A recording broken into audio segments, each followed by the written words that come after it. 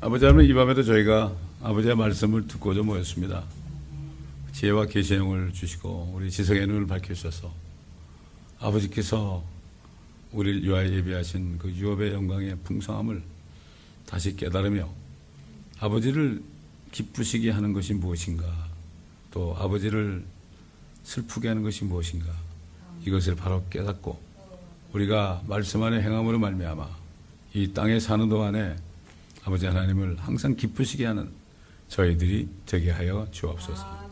이전에 기록된 것은 우리를 위한 교훈으로 기록되었다고 성령께서 사도 바울을 통해 증거하게 하셨사오니, 오늘도 이 교훈의 말씀을 우리가 들을 때 아버지 하나님, 우리가 이전의 것들을, 그 실수를 하지 않고 아버지 하나님 미리미리 마음을 다지며 삶 속에서 영과 진리로 삶 속에서 예배 드릴 수 있는 저희들이 되게 하옵소서. 감사하며 우리 주 예수 그리스도의 이름으로 기도드립니다. 아멘. 자, 사무엘상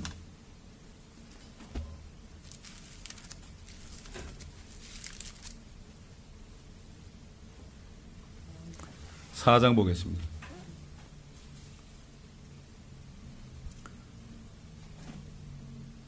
엘리 제사장도 재판관이었습니다. 제사장이면서 사무엘도 제사장이면서 재판관이었습니다. 그 왕들이 나타날 때까지 전부 재판장입니다.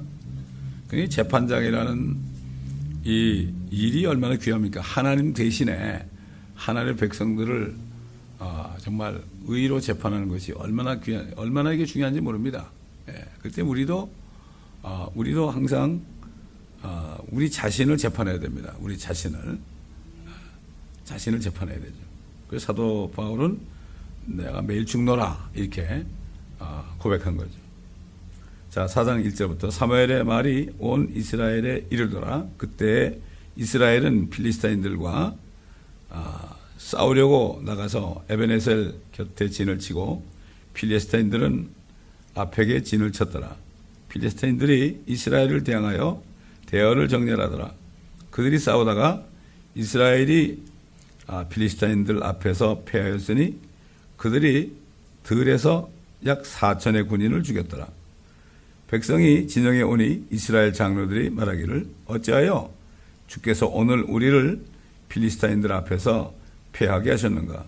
주의 언약궤를 실로에서 우리에게로 가져오자. 그 궤가 우리 가운데 오면 우리를 우리 원수들의 손에서 구원하리라 하더라. 그래야 백성이 실로에 보내어 그들을 그룹들 사이에 거하시는 만군의 주의 언약궤를 거기서 가져오게 하더라. 엘리의 두 아들 홈리와 비나스가 하나님의 언약궤와 함께 그곳에 있더라.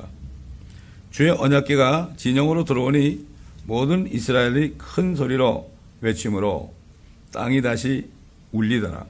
필리스타인들이 그 외치는 소리를 듣고 말하기를 히브리인의 진영에 이 큰 외침의 소리는 무슨 뜻인가 하다가 주의 궤가 진영으로 들어온 것을 깨닫더라.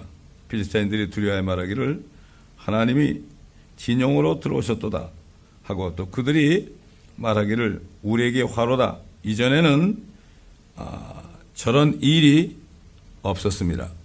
우리에게 화로다. 누가 우리를 이런 막강한 신들의 손에서 구해내랴. 이들은 광야에서 모든 전염병으로 이집트인들을 치셨던 그 신들이라. 오 너희 필리스타인들아, 강하고 사나이답게 행동하라.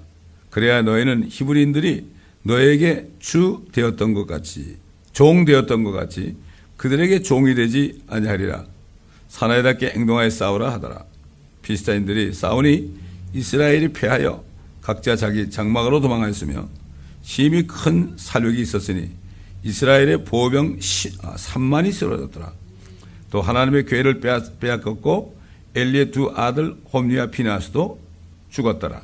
진영에서 한 베냐민 사람이 달려가 그날로 실로에 왔는데 그의 옷은 찢어지고 머리에는 흙을 뒤집어 썼더라. 그가 왔을 때 보라, 엘리가 길 옆에서 의자에 앉아 지켜보고 있었으니 이는 그의 마음이 하나님의 궤로 인하여 떨림이라. 그 사람이 성읍으로 들어와서 그 말을 하자 온 성읍이 부르짖더라. 엘리가 부르짖는 소리를 듣고 말하기를 이 소란한 소리가 무슨 뜻인가 하니 그 사람이 급히 와서 엘리에게 말하더라. 그때 엘리는 98세요.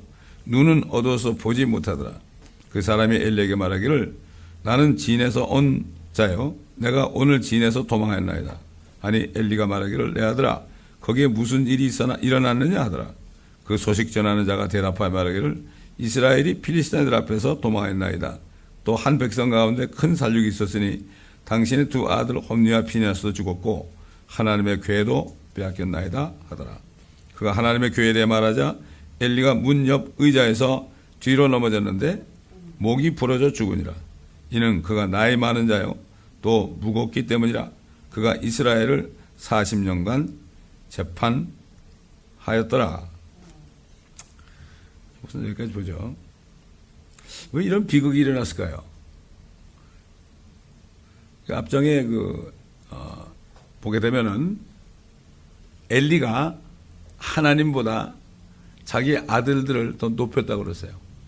영어로 honor his children above me 그랬어요. 하나님보다 자식들을 높였다. 사실 하나님께서 종으로 부른 사람들은요, 제일 먼저 하는 일이 뭔가 하면 떠나야 됩니다. 부모, 형제, 자매, 자식, 때로는 아내 떠나야 됩니다. 그래서 예수님이 뭐라는 가면 떠난다는 게 버리는 거예요. 그게. 그렇잖아요. 부모가 떠나버리면 버리는 거 아니에요? 그래서 예수님이 말씀하실 때 나와 복음을 위하여 집안의 형제나 자매나 아내나 아들이나 딸이나 아버지나 어머니나 전토를 버린 자 그럴 때 그 버렸다는 그 단어가 영어로 departed로 되어 있어요. 떠나. 아브라함이 부름받았을 때 떠났죠. 떠남이 있습니다. 항상 하나님은 부를 때 일단 떠나게 합니다. 떠나게 해가지고 홀로 두고 하나님께 맡기고 홀로 두고 따라오게 합니다. 예수님이 나를 따라오려거든 자신을 부인하고 자기를 부인하고 자기를 부인하는 게 뭡니까? 이거 엄청난 일입니다. 이게 자기가 없는 겁니다. 자기를 부인하고 자기 십자가를 지고 자기를 부인하게 되면 어려운 일이 많이 있을 거 아닙니까? 자기 십자가를 지고 나를 쫓을 것이니라. 자기 십자가를 지지 않고 나를 따라오는 자도 내게 합당치 않다. 간단한 겁니다. 엘리에게 말이죠. 이렇게 징계한 게 뭐예요? 한 가지예요. 네가 네 아들들을 나보다 더 높였다. 높였다. 이 얘기입니다. 하나님이 제일 싫어하는 거죠. 그래서 뭐라 하세요? 예수님께서 나보다 아들이나 딸이나 뭐 아내나 더 사랑하는 자는 내게 합당치 않다. 할 수 없어요. 저희가 회사를 다닐 때도요. 정말 열심히 일하고 회사에 헌신하기 위해서는요. 가족들을 뒤로 해야 돼요. 전 그래가지고 매일 밤 12시에 들어가고 새벽에 나오고 그랬어요. 뭐 일요일 토요일도 없었어요. 휴가도 없었어요. 그렇게 해야만 한국이 경제 부흥이 일어난다. 뭐 북한에서 무슨 뭐 고난의 대행진 이런 것처럼 우리 세대를 희생하지 않으면 잘 살 길이 없다. 한국이 뭐 얼마 전까지만 해도 말이죠. 이북이 더 잘 살 때가 있었습니다. 트럼프가 그런 얘기를 했어요. 남한이 옛날보다 못 살지 않았냐. 근데 어떻게 이렇게 잘 되느냐. 그렇게 얘기를 했단 말이죠. 그렇기 때문에 어떤 주님이 시키는 일을 내가 하면서 따라가려면은 이것저것 하고서는 안 된다고요. 여러분, 달리기 선수가 말입니다. 달리기 선수가, 어떻게 옷 다 입고, 뭐 걸치고 다 걸치고 말이죠. 그러고 뜁니까? 되도록이면 다 버리잖아요. 다 버리고 어떤 사람은 신발까지 버리고 맨발로 뜁니다. 그렇지 않으면 안 돼요. 조금이라도 속도가 좀 늦어지는 게 있으면 다 버리는 거예요. 옷도 가벼운 거 입고 말이죠. 또 그다음에 이 공기 저항이 좀 덜 되는 걸 입고 그래가지고 열심히 뛰잖아요. 그렇습니다. 또 마라톤 선수도 마찬가지예요. 마라톤 선수도 옛날 이리오피아의 아베베라는 사람이 맨발로 뛰어가지고 1등 한 적이 있어요. 옛날에. 이름이 하도 희한해가지고 아베베 그래서 이름이 기억나는데 우리는 마라톤 선수거든요. 마라톤 선수는 없어야 돼요. 누가 물 주면 죽어서 그냥 버려야 됩니다. 이렇게 하지 않으면은 믿음을 지킬 수가 없어요. 사도 바울이 것은 내가 달려갈 길을 다 마치고 내가 믿음을 지켰으니 이는 이유로 나를 위하여 의로운 재판장이신 그분께서 의의 면류관을 예비하셨도다. 나뿐만 아니라 그의 나타나심을 사모하는 모든 사람들에게도 주실 것이다. 그런데 요즘 보면 참 정말 그 예수 믿는 사람들이 너무나 편하게 생활하는 것 같아. 다들 그렇게 하니까 오히려 정말 모든 걸 맡기고 뭐 가족이고 자식이고 다 맡기고 그냥 주님을 따라가는 사람은 어딘가 좀 미친 사람처럼 보이고 비정상적으로 보는 거예요. 예수님이 그랬죠. 좁은 문으로 들어가기를 힘쓰라 그랬어요. 힘을 쓰지 않고서 못 들어갑니다. 찾는 사람이 거의 없음이라고 그랬어요. 한국말로는 번역을 적은이라고 그러는데 영어로 보면 few라고 그랬다고 그러죠. 거의 없다. 여러분 보세요. 거의 없어요. 그런데 그 좁은 문으로 들어가는 힘쓰라는 이유가 그 좁은 문은 생명길로 인도하는 문이다. 그런데 넓은 문은 찾는 이가 많다. 그러나 그것은 멸망길로 인도하는 문이다. 이거 잘 뜻을 한번 새겨보세요. 넓은 문으로 들어간다는 게 뭘까요? 그럼 주님을 따르지 않는 거예요.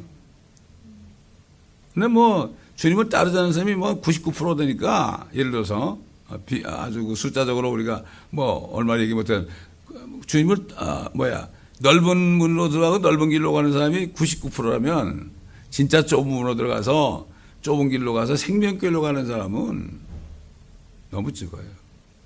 제가 어제도 히스패닉 청년을 만나가지고 그랬어요. 너 나보고 직업이 뭐냐고 그래서 내가 목사라고 그랬더니 그래서 쭉 선교한다고 그랬더니 그러냐고 자기도 크리스찬인데 그래 그래서 너 예배가 뭔지 아니? 너 하나님 아니? 안 돼. 너 하나님 믿냐? 그래서 자기는 믿기 때문에 매일처럼 성경 말씀을 보면서 그 말씀대로 살려고 노력한대. 넌 진짜 믿는 애구나. 그러나 돌아보라고. 진짜 예수님을 안다고 막 얘기하고 기도하고 뭐 찬송하고 그러지만 정말 삶 속에서 그 믿음의 행위를 하는 사람이 얼마나 되냐. 참 자기가 봐도 별로 없다 이거죠. 이게 지금 쏟고 있는 거예요. 그래서 옛날 누군지 몰라도 어떤 분이 옛날에 교회의 사람들을 데려다 놓고 지옥으로 보내고 있다. 사실 구원받기가 쉽고도 어렵죠. 옛날 찬송가 보면 울어도 안 되고 힘써도 안 되고 참아도 안 되고 믿으면 하겠는데 그 믿는다는 뜻이 뭐예요? 믿는다는 뜻은 그분만을 신뢰한다는 뜻이에요. 그분이 죽으라면 죽을 수 있는 게 믿음이에요, 이게. 아프리카에서 그 모슬렘들이 말이죠. 이슬람들이 막 아이들 죽일 때 뭐라 그랬어요? 어떤 아이가 죽으면서 너 예수 믿으려면 나 믿는다고. 그 죽으면서 뭐라 했죠? 우리 아버지 만나면 나 일릴 거야. 그래서 내가 그랬어요. 정말 믿음은 너 예수 안 믿으면 죽인다 그럴 때 그때도 내가 부인하지 않는 게 믿음이야. 그렇게 본다면 얼마나 많은 사람이 믿겠어요. 또 많은 주의종들이 있지만 얼마 많은 주의종들이 자기 자식보다 하나님을 더 높이겠어요. 자기 자식 공부시키려고 많이 와요. 하버드 보내려고 많이 와요. 어떤 장로님한테 얘기 들었는데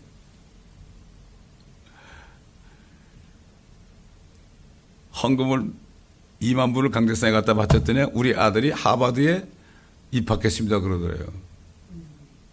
기가 막힌 얘기죠. 그럼 교인들도 그렇게 하라는 얘기 아니에요.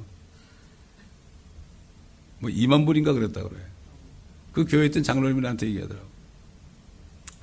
그렇기 때문에 이게 지금 정말 우리가 그 아삽이라는 사람이 자기는 참 하나님을 믿고 하나님을 찬송하고 그렇게 했는데 이게 보니까 말이죠. 그렇지 않은 사람들이 뭐 그럭저럭 사는데 더 잘 살고 풍성하고 소원보다 더 많이 가지고 그러니까는 얼마나 마음이 아프고 그들을 미워했어요. 그러다 혼이 났죠. 성소에 들어가서 내가 깨달았니 내가 짐승 같았나이다. 깨닫지 못하는 사람은 짐승이라고 그랬잖아요. 그거예요 바로. 예수 그리스도를 믿을 때 우리가 주신 기업이 뭔가를 깨닫지 못하는 사람은 이거 짐승이에요. 짐승입니다. 근데 짐승들이 너무나 많으니까 진짜 하나님의 자녀들은 있을 곳이 없는 거예요.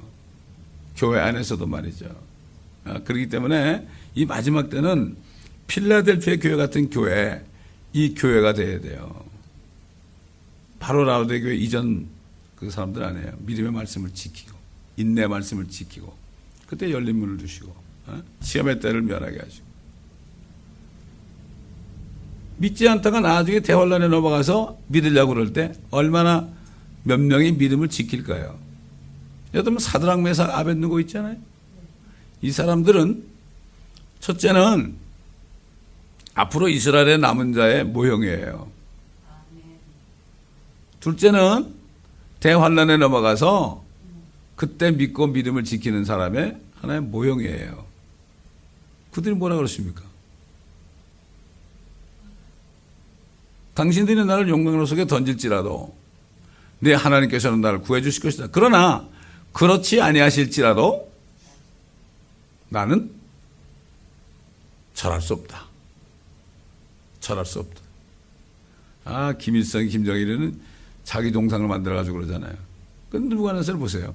그 사람이 뭐 그렇게 다니엘 보고 다니엘이 믿는 하나님을 찬양하고 말이죠.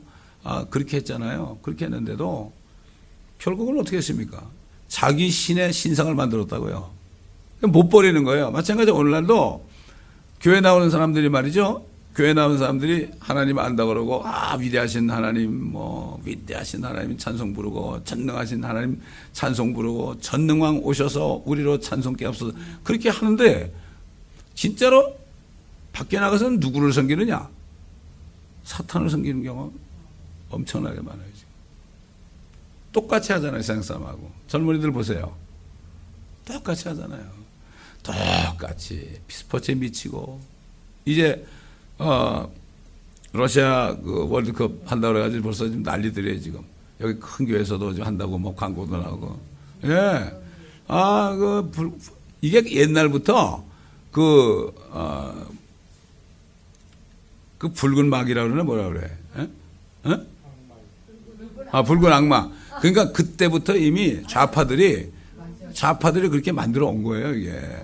예? 근데 교회에서도 그래요. 붉은 악마라고 말해요. 이거 바보들이야 몰라 그걸. 이게 미치는 거죠. 그 악마 섬기는 거 아니에요. 그럼 겉으로는 이거 하나의 재롱같이 이렇게 하는 거야. 너 천만에. 그렇지 않습니다. 그래서 지금 그런데 똑같이 참여하고 세상 사람하고 똑같이 콘서트 가서 그냥 열광하고 똑같이 게임 놀고 미쳐 있고 이게 뭐예요? 우상이에요, 우상. 자기들은 영적으로 믿기만 하면 된다고. 천만에요. 아닙니다. 정말 아닙니다. 이걸 생각하면 참 슬퍼요. 정말 슬퍼요. 지난번에 얘기했지만은 성 밖에 있는 사람들, 그거 아니겠어요? 왜냐하면 성 밖이라는 게 이미 계시록 20장에는 지옥과 불못이, 지옥과 그 사망이 불못으로 던져지고 없어요. 지옥도 없어졌어요. 불못에 들어갔는데, 근데 또 어떤 사람이 있어요. 두려워하는 자들, 개들과 술객, 마술사들, 거짓말하는 자들, 또 살인자들, 그렇죠? 우상숭배자들은 밖에 있으리니. 개가 뭐라 그랬죠? 이사야서 56장에 내 목자들은, 이스라엘의 목자들은 짖지 못하는 개들이라. 맨날 진탕 마시면서 자기 동료종을 때린다고 그랬죠. 예수님이. 옛날에 어떤 목사님이 요한계시록 읽다가 그랬대요. 하나님 여기 왜 개가 성경에 있어요? 그랬대. 그렇잖아요? 베드로가 뭐라 그랬어요? 개들이 토한 것을 다시 먹는다. 타락한 목사들이 개들이 돼가지고 우상숭배자, 살인자들, 거짓말하는 자들, 두려워하는 자들, 믿지 않는 자, 읽어볼게요. 계시록 22장 보세요.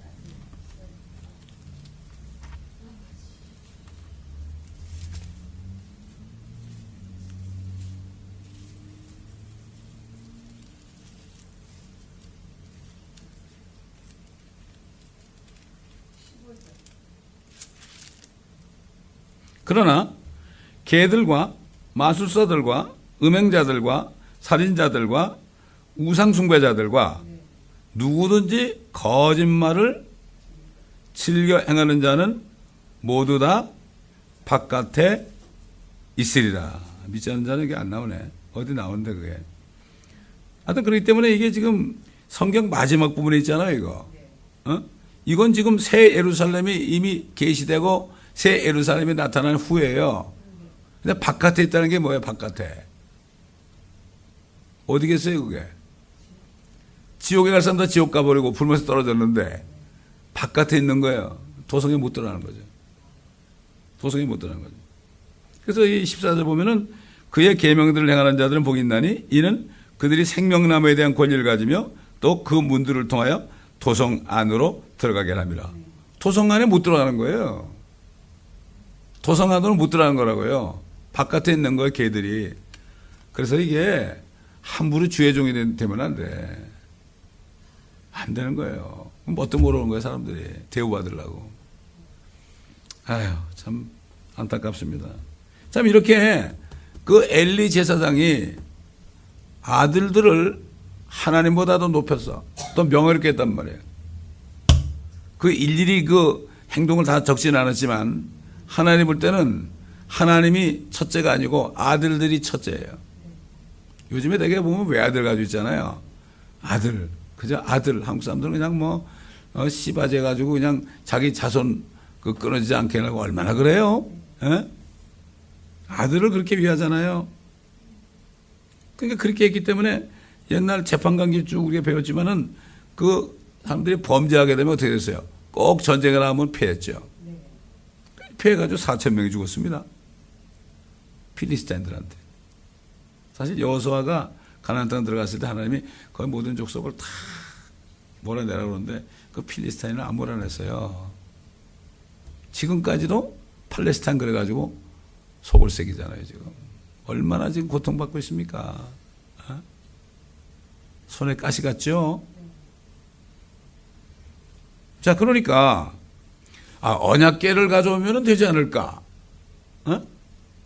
언약궤를 가져오면 되지 않을까? 자, 언약궤 속에 뭐가 있습니까? 만나는 다음 항아리가 있고요. 아론의 쌍난 지팡이가 있고, 그 다음에 돌판 10계명 있잖아요. 그거를 갖다 놓으면 이긴다? 아니죠. 아니, 성경을 끼고 다니면 이깁니까? 어? 성경 말씀대로 행하지 않으면 이거 아무 소용없는 거예요. 그러니까 요즘에 이 성경이 우상이 돼 있고, 이 성경책, 그러니까 내용이 아니라, 그러니까 이게 뭐, 하나님이 싫어할까봐 화장실에도 하나 갖다 놓고, 자동차 트렁크에도 하나 갖다 놓고, 여기저기 손짓핀 단씩 갖다 놓잖아요. 그거 갖다 놓으라고 그러는 게 아니거든. 그 말씀을 읽고 묵상하고 행하라 그런 거거든. 계명을 지켜야 된단 말이죠. 그러면 될 줄 알았잖아요. 하나님 요놈들 봐라. 나를 눈 가리고 아웅하는구나. 그런데 보세요. 반면 필리스탄 사람들은 말이죠. 그거를 두려워했습니다. 하나님이 진영으로 들어오셨도다. 사실 하나님이 진영으로 돌아와가지고 이스라엘 백성들을 혼내려고 들어오신 거거든. 근데 이 사람들이 떨은 거예요. 하나님을 두렵고 떨었어요. 우리에게 화로다. 이런 일은 옛날에 없었다. 이거 어떡하냐. 이거 옛날에 이집트에서 엄청난 재앙을 일으킨 그 신들인데 어떻게 하겠느냐. 그러니까 부하들에게 더 사내답게 행동해 싸우라 그랬잖아요. 근데 이스라엘이 이길 것 같아? 이기는커녕 졌는데 이제는 보병 3만이 쓰러졌습니다. 아까는 4천 명이 쓰러졌잖아요. 그리고 뭐예요? 법궤를 뺏겼어요. 하나님께서 그걸 넘겨줬어요. 하나님을 두려워하고 하나님을 높인 사람들에게 그걸 넘겨줬다니까. 그건 나중에 다윗 왕 때 그거 찾아왔죠, 그죠? 다윗 왕 때 찾아오니까 다윗이 너무나 기쁘니까 그냥 춤을 추다가 바지가 막 흘러내리니까 그 사울의 딸 미갈이 막 조롱했잖아요. 저 채신머리 이렇게 왕이 돼가지고 저렇게 하냐고. 한마디 하니까 아이를 못 낳죠. 아비가일이라는 여자가 그 대신 차지했죠, 나중에. 나발의 부인이 말이에요. 예. 결국은 엘리가 이제 거기서 폐잔병으로 돌아온 사람을 만났잖아요. 무슨 일이 있었느냐? 무슨 일이 있었냐 그럴 때 왜 물었겠습니까, 여러분? 자기 아들이 어떻게 된가 궁금한 거예요. 자기 아들이. 주님은 아시는 거예요, 그걸. 다른 부하들이 엄청나게 3만 명이 죽었는데요. 자기 아들 소식을 묻고 싶어서 어떻게 됐냐 그런 거예요. 그때 우리 군인들이 어떻게 얼마나 상했느냐 이렇게 안 하고 어떻게 되었느냐 그 얘기는 내 아들 좀 얘기 좀 해줘라. 그런 얘기 아니겠어요? 그러니까 이걸 딱 보서 눈치채고 뭐라 그랬죠? 당신의 두 아들 홈리와 피나서도 죽었고 하나님의 궤도 빼앗겼나이다. 그 하나님보다 높였던 아들들이 눈에 넣어도 두 눈에 넣어도 정말 아깝지 않은 그 두 아들들이 죽었다 소리 듣고 궤가 뺏겼다 그러니까 그냥 뒤로 넘어져 가지고 목이 부러져 죽은 거예요. 하나님 그랬잖아요. 네가 이렇게 있으니까 앞으로 너희 집에는 젊은이가 하나도 없다. 늙은이가 하나도 없다. 이제 완전히 대가 끊어진 거 아닙니까? 그대로 된 거예요. 이게. 그러니까 주의 종을 잘못하다 보면은 그렇게 축복해 줬잖아요. 에봇을 입히고 자기도 제사장, 아들도 제사장 이렇게 했는데 그걸 모르는 거예요. 우리가 지금 신약 시대에 예수 그리스도 믿고 성령으로 거듭나면요 제사장이에요. 근데 왕 같은 제사장이에요. 지금 제사장 노릇을 잘하면 나중에 왕이 돼가지고 함께 그리스도 함께 통치한단 말이죠. 제사장이 뭡니까? 제사장은 죄 문제를 해결해 주는 자예요. 백성들이 죄를 지면은 자기 죄를 대신 지고 담당하고 죽을 희생 제물을 가져오게 해가지고 그 사람이 자기 죄를 가져가는 짐승들을 칼로 찌르면 그걸 제사장에 가져서 피를 다 제단에 쏟아버리고 그 다음에 몸 전체 내장까지도 전부 제단 위에서 태워버리잖아요. 그때 죄가 없어지는 거 아닙니까? 죄를 없애는 거죠. 우리 죄도 예수 믿을 때 세상 죄를 제거하는 하나님의 어린 양이라고 그러죠. 죄가 없어져야 돼요. 죄가 없어져야 돼. 그러니까 지금도 예수 그리스도를 영접하고 성령으로 건넌 사람은 제사장 노릇을 잘해야 돼요. 제사장이 뭐죠? 죄인들을 만나면 죄인임을 얘기해주고 그럼 내가 어떻게 하면 되겠습니까? 어떻게 하면 되겠습니까? 네 죄를 위해서 이미 누가 죽었어. 너는 그냥 그분 믿기만 하면 돼. 옛날에 율법 시대는 죄를 지면 거기에 해당되는 뭐 짐승을 가져가야 되잖아요. 가난한 사람들 비리게 가지고 가져가야 되죠. 근데 지금 가져올 필요가 없잖아요. 가져올 필요가 없고 지금은 그 어린 양처럼 하나님이 당신 죄를 죽으셨으니까 그건 믿기만 하면 돼. 그분 영접하기만 하면 돼. 얼마나 쉬워요. 이거를 잘 해야 되는 거죠. 이거를 잘하게 되면 제사장으로 잘하게. 우리는 뭐 옛날 에봇보다 더한 거. 그리스도로 옷 입혀주셨어요. 예수 그리스도로 옷 입혀주셨다고요. 그러니까 우리는 세상에 빛을 비친 자 되고 정말 제사장 노릇을 잘하고 10골을 남길 때 10문화를 남길 때 10골을 다스리고 5문화 남길 때 5골을 다스리죠. 한 문화를 그냥 수건에 싸둔 사람이 뭐죠? 수건에 싸둔 건 뭐예요? 성경을 끼고 다니는 말이고 흥금으로 딱 해가지고 커버해가지고 끼고만 다니는 사람. 수건에 내가 잘 쌀 두었나이다 그러니까 당신은 없는데도 만든 분 아니냐고 말이지. 그러니까 고통을 치면서 약하고 게으른 종 아니죠. 악하고 게으른 종이죠. 그러나 10문화 남기고 5문화 남는 사람은 충성되고 착하고 충성된 종아. 네가 적은 일에 충성하였으니 너는 10골을 다스리고 너는 5골을 다스리라. 이걸 사람들이 농담으로 알아요.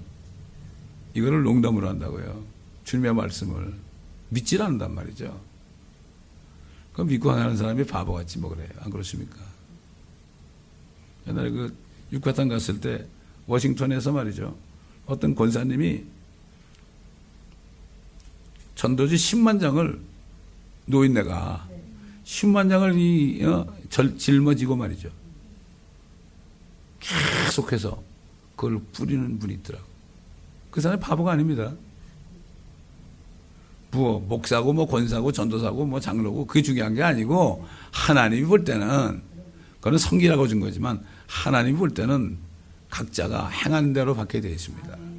그래서 사도 바울은 목회자 디모데에게 그의 나타나심과 그의 왕국을 두고 내가 엄히 명하노니 너는 때를 얻든지 못 얻든지 말씀을 전파하라. 그리고 교리로 견책하라. 때가 되면 사람들이 진리의 말씀을 떠나서 자기 귀를 가르쳐 줄 스승들을 많이 줄 것이다. 그러나 너는 절대 그러면 안 된다. 목회자들이야말로 전도하는 일에 힘을 써야 됩니다. 그럼 뭐 강대상에서 뭐 설교 한번 하면 그 나머지 시간 뭐 할 거예요? 안 그렇습니까, 여러분? 뭐가 그렇게 설교 준비할 게 많은지. 토요일날 기도 들어가서 그냥 하루 종일 있는다고 되는 게 아니에요, 그게. 그거는 성령께서 평시에 함께 하실 때 성령께서 주시는 거예요. 머릿속에 담아주는 거예요. 예, 그거 하면 되는 거예요. 무슨 말을 할까 염려하지 말아라. 그때마다 내가 너에게 말할 것을 줄 것이다. 제가 선교지를 다니면 언제 어디 가서 설교할지 모르잖아요. 무슨 어떻게 준비를 해요? 기도하면 그때 주시니까 하는 거죠. 그렇기 때문에 참 이게 지금 뭐 이것도 재판관계 연속 아닙니까? 이래도 엘리는 못 깨닫고 죽은 거예요. 그래서 40년 동안을 재판을 했대요. 재판을 했는데 끝까지 충성해야 됩니다. 특히 주의 종들은 끝까지 충성해야 돼요. 어떤 목사님 사모님이 그러더라고. 요즘 한국 목사님들은 잘 나가다가 끝에 가서 결승점에 가가지고 거기서 꼬꾸라진다고 그래. 끝까지. 사도 바울이 달려갈 길을 다 달리고 내가 믿음을 지켰다는 게 이게 엄청난 고백입니다. 내가 선한 싸움을 다 싸웠다고 그랬습니다. 왜냐하면 의로운 재판장을 만나야 되니까. 재판받아야 될 거 아닙니까? 자, 19절 보겠습니다. 그의 며느리 비느하스의 아내가 아이를 가져 출산이 가까웠는데 그녀가 하나님의 기회를 뺏겼고 자기 시아버지와 남편이 죽었다는 소식을 듣자 통증이 온지라 몸을 구부리고 산고를 치렀더라. 아직 때가 안 됐는데 그런 거예요. 그녀가 죽어갈 무렵 그녀의 곁에 섰던 여인들이 그녀에게 말하기를 두려워 말라. 네가 아들을 낳았도다 하였으나 그녀가 대답도 하지 아니하고 개의치도 아니하더라. 죽게 됐으니까. 귀찮은 거예요. 시아버지도 그렇게 비참하게 죽고 자기 남편도 비참하게 죽고 정신이 있겠습니까? 근데 그 아이 낳으면 어떡할 거예요? 다 살아있을 때는 말이죠. 아들을 낳았다 그러면 기뻐할 텐데 그런 게 없습니다. 그러니까 뭔가 하면 하나님의 말씀을 끝까지 믿음으로 지킨 사람들은요. 끝에 가서 결말을 보고 기뻐하는데 그렇지 않은 사람들은 끝에 가서 이 시편에 나와요. 황량하게 됩니다. 영어로 devastated. 황량하게 된다고요. 그러나 믿는 자는 결코 수치를 당하지 않는다고 그랬습니다. 그 끝을 잘 봐야 돼요. 끝을. 근데 끝을 못 봐요. 그때 다 와가지고 그냥 거기서 꼬꾸라져 사람들이 되게. 내가 이만큼 기다리면 된 거 아니냐? 아니에요. 그녀가 그 아이의 이름을 이카봇이라 하고 말하기를 영광이 이스라엘에서 떠났다 하였으니. 아니까 이름을 이렇게 붙인 거죠. 하나님의 기회를 뺏기 때문이에요. 하나님의 기회를 뺏겼기 때문이에요. 그녀의 시아버지와 남편 때문이더라. 아는 거예요. 얼마나 고통스럽겠습니까? 또 그녀가 말하기를 영광이 이스라엘에서 떠났다 하였으니 이는 하나님의 기회를 빼앗겼기 때문이라. 지금 이제 이스라엘 텔아비브에서요. 게이 프라이드가 지금 여기 지금 할리우드도 오늘 저녁부터요. 주일날까지 썬데이까지 동성애자들 행진이 벌어집니다. 난리 납니다. 여기. 전 세계가 다 그래요. 프라이드라 그걸 프라이드라고 그래. 프라이드. 이스라엘 이렇게 된 거 보면요. 어떻게 될까? 아마겟돈 때 주님이 오시기 전에 절반이 사라져 가요. 자 볼까요? 스가랴서 14장. 이제 얼마 안 남았어요. 스가랴서 14장. 엄청나게 죽어요. 지금 뭐 필리스타인들 사람과 싸워서 몇 명 죽는 건 아무것도 아니에요.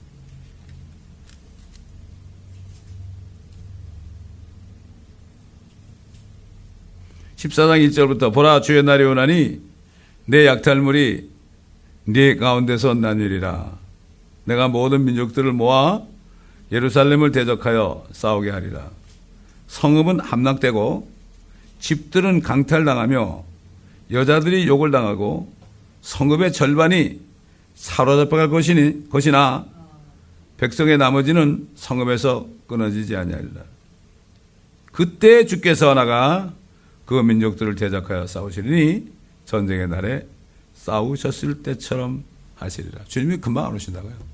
한 절반 정도 다 사로잡혀 갔을 때 여자들이 욕을 당하고 엄청난 사륙이 있은 다음에 주님이 그때 오시는 거예요. 왜? 주님은 공의 하나님이기 때문에요. 공의롭게 심판하시지만은 은혜도 베푸시거든요. 이게 남아있는 거예요, 지금. 이 모르는 거예요, 지금 이 사람들이. 그래서 이 이스라엘에서 어떤 분이 거기에 대해서 잘못됐다고 막 연설하니까 난리가 났습니다, 지금. 죽일 놈 살리는 거라면서 말이죠. 이스라엘이 그 정도니까, 미국은 뭐 별거 아니에요. 이스라엘이 하나님의 택한 백성이 이 짓을 하고 있으니 상상하는 일입니까?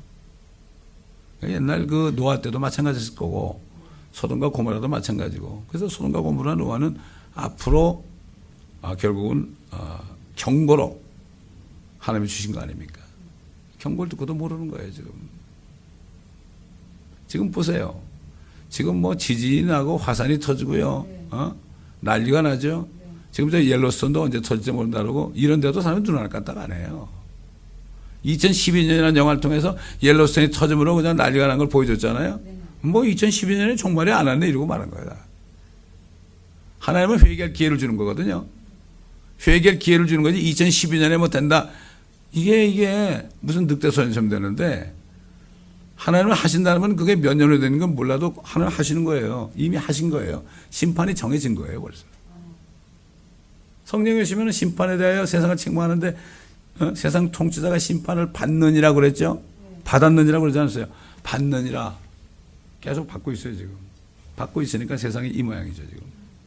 그러므로 우리는 또 오늘 말씀을 통해서 정말 어떤 누구도, 사랑하는 가족들도 하나님보다도 높일 수는 없습니다. 그러니까 이를 악물고, 아마 사도 바울이 결혼을 했다면 아마 더 괴로웠을 거예요. 그런 자녀가 없었잖아요. 아내도 없었고.